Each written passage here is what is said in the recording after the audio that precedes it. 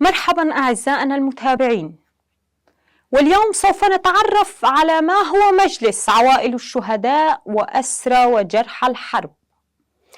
المادة رقم 100 من العقد الاجتماعي تنص على عوائل الشهداء وعوائل جرحى وأسرى الحرب يعدون من القيم الأساسية للثورة.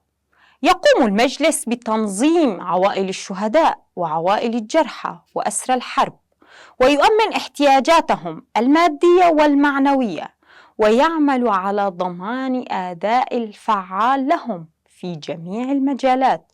ومن أجل تأهيل جرحى الحرب وتمكينهم من الناحية المهنية يقوم بتطوير الأكاديميات والمراكز المختصة، ويعمل على تأمين فرص العمل لهم وتأمين حياة كريمة لمن لا يمكنه العمل. وإلى هنا أعزائنا المتابعين نصل وإياكم إلى ختام فكرتنا لهذا اليوم، على أن نلقاكم مجددا. لا تنسوا متابعتنا. دمتم بخير.